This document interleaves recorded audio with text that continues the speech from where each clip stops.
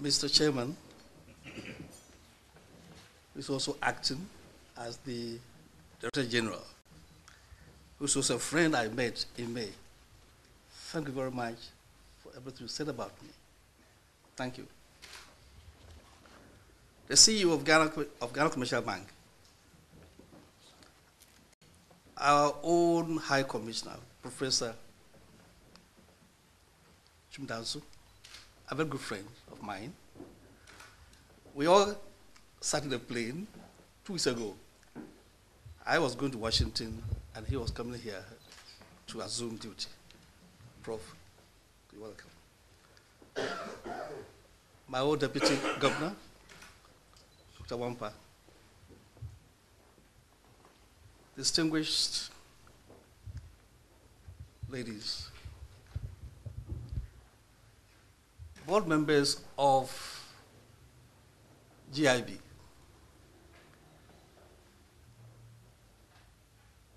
I'm happy to be here today because I used to be one of you.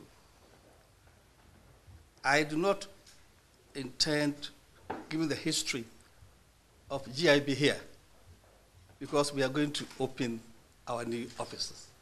If I do, some of you would not come there.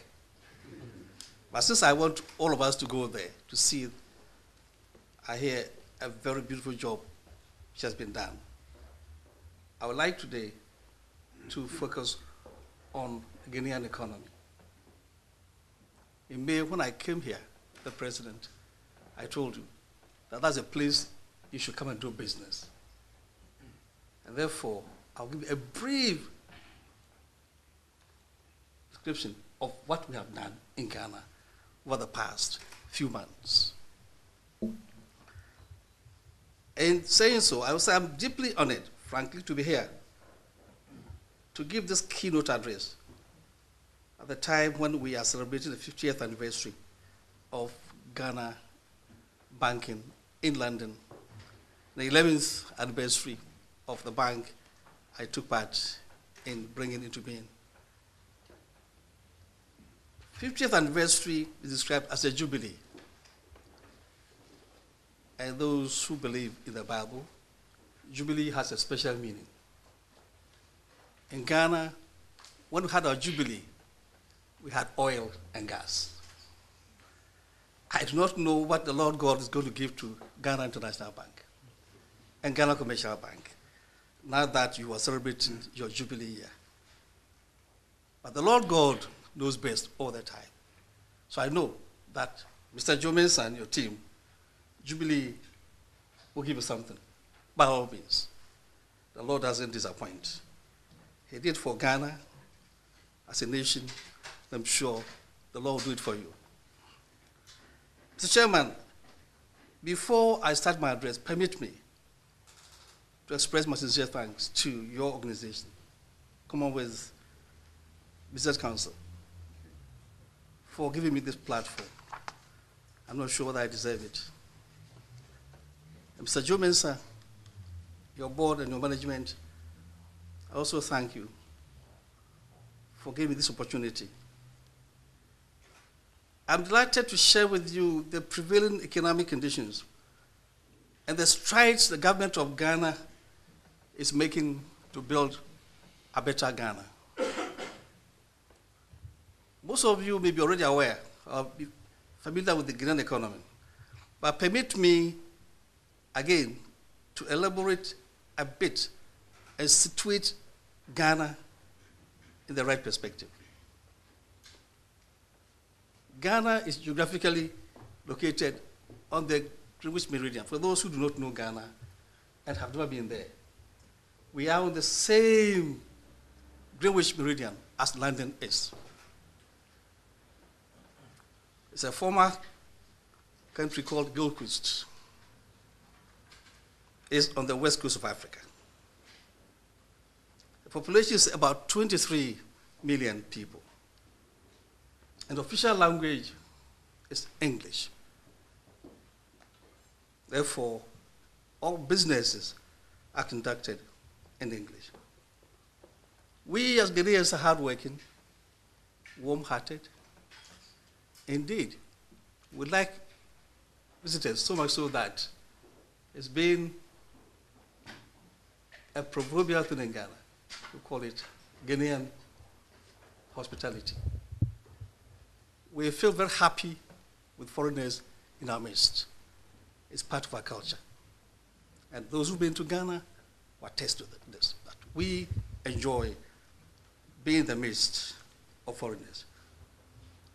The economy has strong social and economic systems that ensure both Ghanaians and visitors are well catered for. May I say a bit about our political system?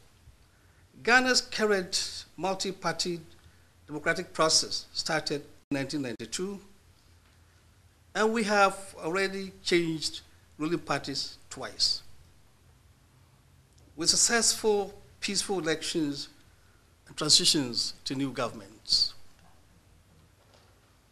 Distinguished guests, Ghana successfully went through keenly contested presidential and parliamentary elections in 2008. And the outcome of the elections demonstrated Ghana's commitment to democracy and political pluralism. Despite a very slim majority won by the then minority, power was transferred smoothly and peacefully. This is a clear demonstration of Ghana's political maturity, which won us international recognition.